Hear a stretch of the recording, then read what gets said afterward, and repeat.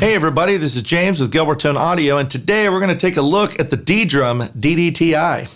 The DDTI is a trigger to MIDI converter to take your drum triggers and control software, or you can control other drum modules if you need more inputs. It's been around for a while, but they've updated some components. They've added some parameters to make life a little bit easier. So let's just dive into it. We're going to go ahead and take a look at the front panel controls and see what parameters there are. Let's take a look. All right, let's take a look at some of the features of the DDTI. As you can see, there are very few buttons on this thing. It's as easy as possible. We have function, which switches between your different parameters. And then we have the value, which changes the value of each parameter. So let's check out each one. We have kit, which is where you save all your settings. So any changes you make to your triggers, it'll be saved to that kit.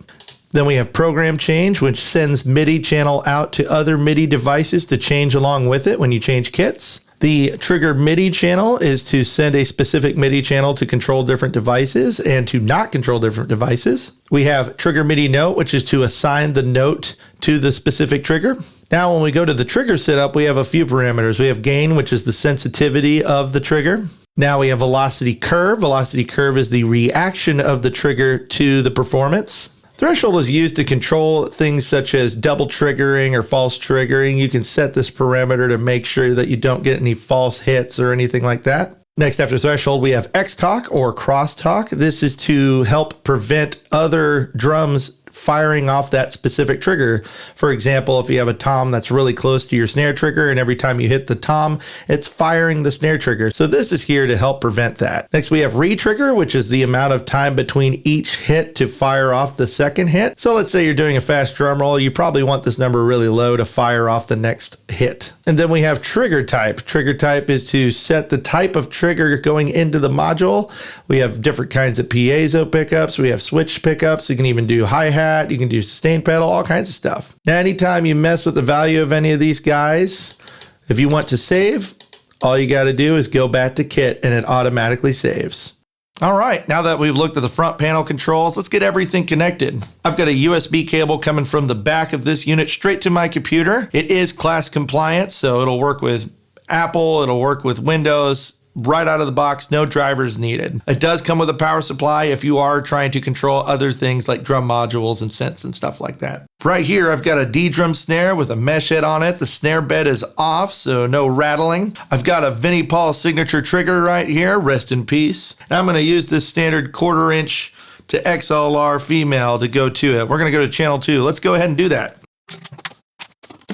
All right, I've got everything connected. I've got the trigger going to the module. I've got the module going to the computer.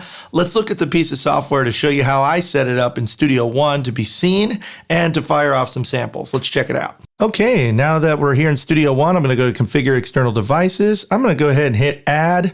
I'm gonna go ahead and pick New Keyboard, and I'm gonna just name it. I'm gonna do ddrum DDTI. Then at the very bottom, I'm going to receive from DDTI. It should show right up and then send to DDTI. So full connection. I'm also going to make it the default instrument input. So when I make a new instrument, it just pops right up as the default controller. Hit OK. I'm going to make a blank session. Just name it something random. Then I'm going to drag and drop Easy Drummer into it. Just some random instrument. I'm going to check my settings over here. Make sure I'm in channel 1 on the MIDI note. And bam, right there, DDTI. So all I've got to do is arm it, monitor it, and here we go. Okay, so I'm all plugged in, got my software going. Let's give this a shot. I'm going to go ahead and hit it. Since I'm in input 2, I should be getting snare. Let's give it a shot. Pretty good, but it's a little weak, so let's see what we can do about this. The first thing I would recommend is to change the pickup type. So we're actually going to go down until we get to pickup type, which is the last one. Right now you'll see it says PP1. PP1 is piezo pickup. There's actually 5 different ones. We're going to try and do a different one, so let's try number 2. Woo!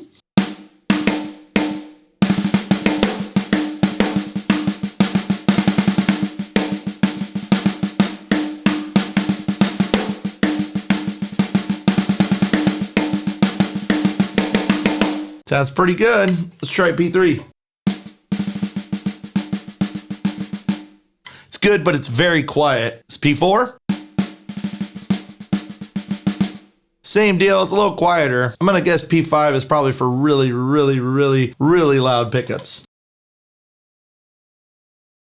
As you can tell, I'm not getting anything. So we're gonna go back to P2. I think that works the best. All right, now that we've got the right kind of pickup that's working for this scenario, let's mess around with some of the parameters. I'm gonna go to gain first and see if that messes with anything. So gain is the actual input gain going into the module. It's how much level is going into this guy. So let's see. Right now, the gain is all the way up. Go down to 15, 10. So as you notice, it's getting quieter and quieter. So this is going to be really helpful if you're having trouble, if you have a certain pickup selected and it's still not triggering enough, you can actually get more level out of it. So I'm actually going to go all the way up. Let's check it out. Cool. Now that we've got the gain set, let's go check out the other parameters. I think we're going to go to threshold. Threshold is the third parameter down. This is actually how much it's going to trigger depending on the level you set. Right now I'm at 4, which is pretty low. So we're just going to go up and down and check it out. Here's 10. Notice how it's having trouble triggering some of those quiet notes. I'm trying to do a drum roll and it's having trouble picking it up. It only triggers half the time. I bet if I go up on the threshold, it's probably not going to trigger as much. Just check it out. 15.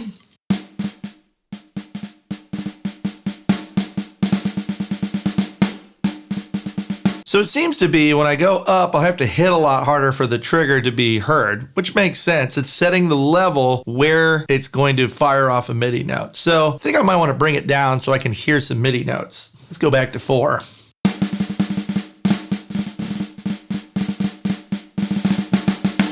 Bring it down even more.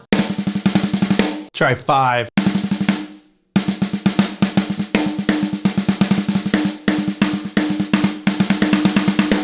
Now that we've got the threshold set, I want to check out the velocity curve, which is actually how hitting it is going to make the module react. We can make it hit hard every time or soft every time. Right now we have it on linear. I want to hit it a little harder, so let's try some other settings. So this is log 1.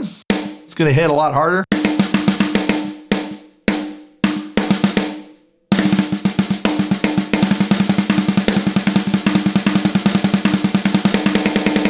Let's try a different one. Log 2. Log 3. So that's just heavy hits all the time.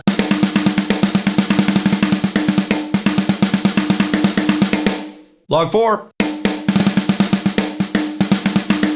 Same thing, it's just hitting hard every time. SP1. A lot quieter. SP2.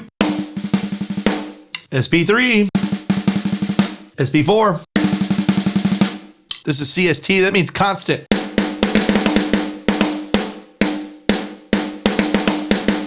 It's just crazy loud all the time. Hey, you turn it off. Then we got EP4, EP3, EP2, EP1, and back to Lin. I'm gonna put it on log 1. I liked how it was hitting. That's pretty good right there. There are a couple other settings on here we can mess with. Let's say I wanted to change what this drum is doing. We can actually do that with the MIDI note. We can go to the trigger MIDI note number. Right now it's set to 38, which is by default snare. Let's go to a random number, see what else it fires. Rim shots.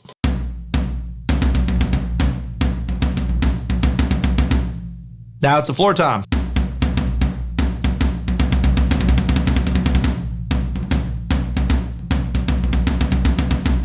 I'm just going to go back to 38. And that's it. That's the DDTI from ddrum. It's a great little piece of gear to have in your studio or live if you need to add some more inputs to your module. It's probably the easiest and cheapest way to set up triggers with a piece of software or another drum module. And I like it. It's a great piece of gear. It's definitely a good tool to have in your arsenal. Well, anyway, once again, I'm James with Gelbertone Audio. Thank you, ddrum, for letting me demo this piece of gear out. And I'll see you next time.